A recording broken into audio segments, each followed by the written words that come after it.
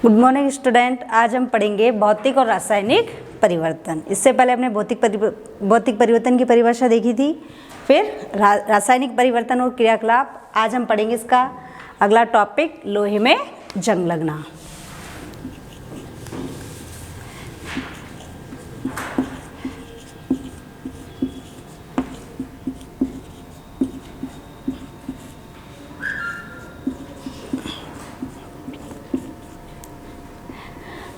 आपने देखा होगा कि लोहे की जो वस्तु है ये छत पर या कहीं खुली रह जाती है तो उस पर एक भूरे रंग की परत जमा हो जाती है। एक भूरे रंग की परत जमा हो जाती है, उसे हम बोलते हैं जंग, और ये प्रकरण कहलाता है जंग लगना।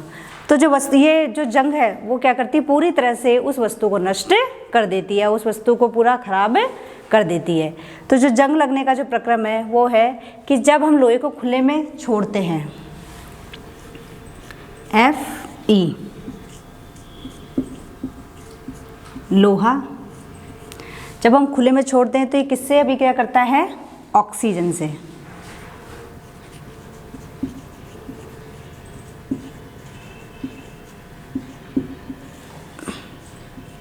प्लस जल से। लोहा, ऑक्सीजन और जल कहाँ होता है, आपने पढ़ा है जो वायु के घटक होते हैं उसमें क्या पाई जाती है, ऑक्सीजन और जल पाए जाते हैं, यानी ये वातावरण में उपस्थित होते हैं। तो ये लोहा ऑक्सीजन से और जल से अभिक्रिया करके बनाता है Fe2O3, इसको बोलते हैं आयरन ऑक्साइड।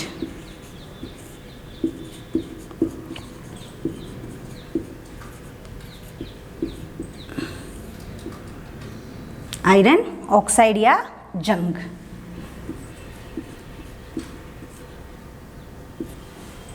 लोहा ऑक्सीजन से और जल से अभिक्रिया करके बनाता है आयरन ऑक्साइड, जिसे हम बोलते हैं जंग। ये जंग क्या है, लोहे की वस्तु को नष्ट कर देती है। तो जंग लगने के लिए दो प्रकार आवश्यक, एक तो ऑक्सीजन, दो घटक, और एक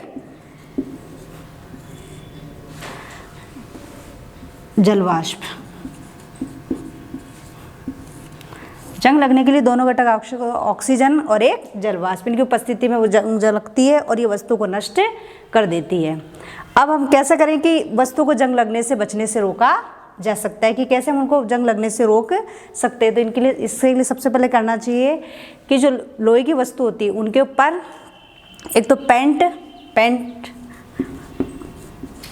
और एक ग्रीस की परत चढ़ानी चाहिए।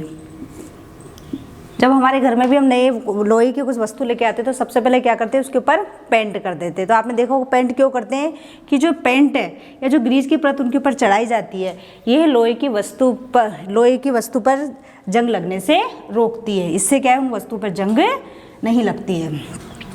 उसी प्रकार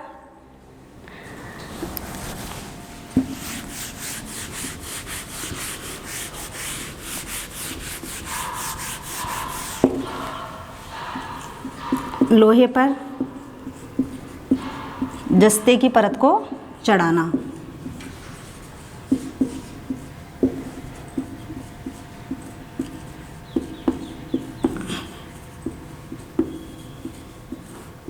जिससे यशद लेपन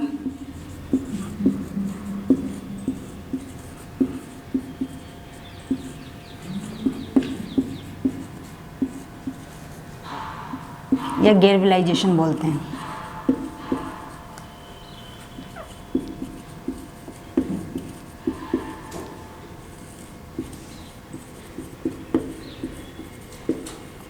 या तो लोहे की वस्तु पर पेंट या ग्रीस की परत चढ़ाई जाती है, या जो लोहे की वस्तु होती है उस पर जस्ते की परत को चढ़ाते हैं, उसे हम बोलते हैं यशद लेपन या गैल्वेनाइजेशन।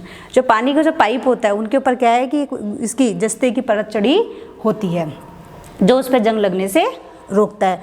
अगर वायु में आर्द्रता या नमी अधिक होती है तो जंग जल्दी लगती है, जंग जल्दी लगती है।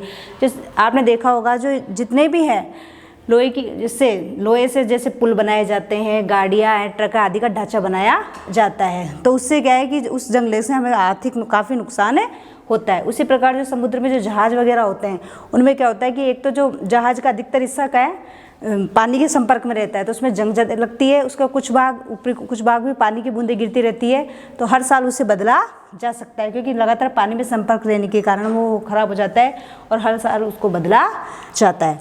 तो यह है यशद लेपन या गैल्वेनाइजेशन, यानी जो जंग लगता है उस पर ये इसकी परत चढ़ाई जाती है। नेक्स्ट टॉपिक है क्रिस्टलीकरण।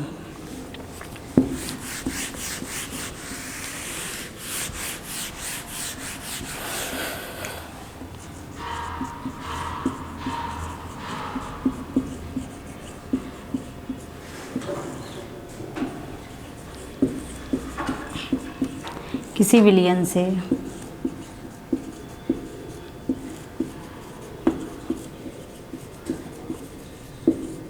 क्रिस्टल प्राप्त करने की क्रिया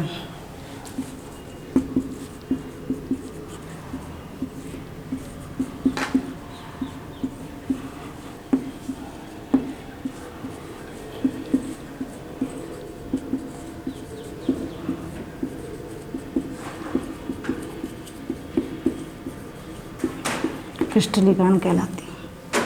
किसी विलयन से उसके क्रिस्टल।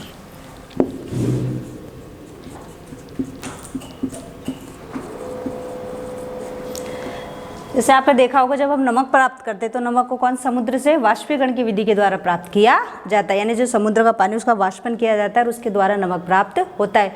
लेकिन जो उसके क्रिस्टल होते हैं वो शुद्ध पदार्थ नहीं होते, तो उसी प्रकार किसी विलयन से उसके क्रिस्टल प्राप्त शुद्ध क्रिस्टल प्राप्त करने की जो क्रिया है वो क्रिस्टलीकरण कहलाती है। इसके लिए हम क्रियाकलाप देखते हैं। एक मग लेंगे, उसे जल से आधा भरेंगे,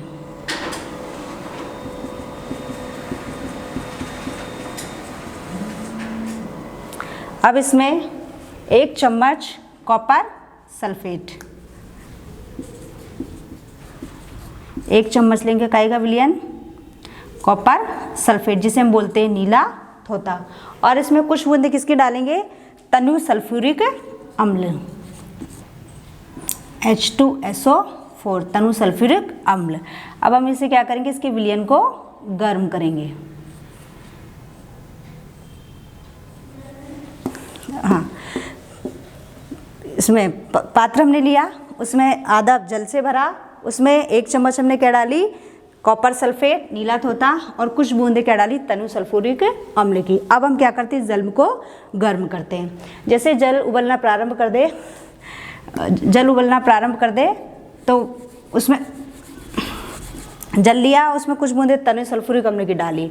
अब उसमें क्या डालना है हमें, कॉपर सल्फेट, और ये कॉपर सल्फेट जब तक डालना है जब तक इसमें घुलना बंद नहीं हो जाए। एक ऐसी अवस्था आएगी कि जो कॉपर सल्फेट है वो घुलना बंद हो जाएगा। जब तक घुलना बंद नहीं हो तब तक आपको इसके अंदर कॉपर सल्फेट डालते रहना है। जैसे घुलना बंद हो जाए इसको उतार कर नीचे रखना है, फिर हमें क्या करना है, इसको फिल्टर पेपर लगाकर इसको छानना है। फिल्टर पेपर लगाकर इसके विलयन को छानना है, और छानने के बाद हम विलयन को थोड़ी देर के लिए बिल्कुल स्थिर रखना है, उसे छेड़ना नहीं है। कुछ देर बाद हम देखते हैं कि हमें जो ये कॉपर सल्फेट है इसके क्रिस्टल हमें दिखाई देते हैं, और अगर हमें क्रिस्टल प्राप्त नहीं होते तो हमें कुछ देर प्रतीक्षा करनी, फिर हमें देखते हैं कि हमें जो कॉपर सल्फेट के क्रिस्टल और पदार्थ प्राप्त होते हैं। तो ये है क्रिस्टलीकरण की विधि। किसी विलयन से उसके शुद्ध क्रिस्टल प्राप्त करने की क्या कहलाती है, क्रिस्टलीकरण की विधि। इस टॉपिक में हमने देखा था भौतिक और रासायनिक परिवर्तन के बारे में। अब आज आप इसको क्या है, इसको वीडियो को खोल के और जो क्रिस्टलीकरण की विधि है इसको ध्यान से देखना है और इसको समझना है। धन्यवाद।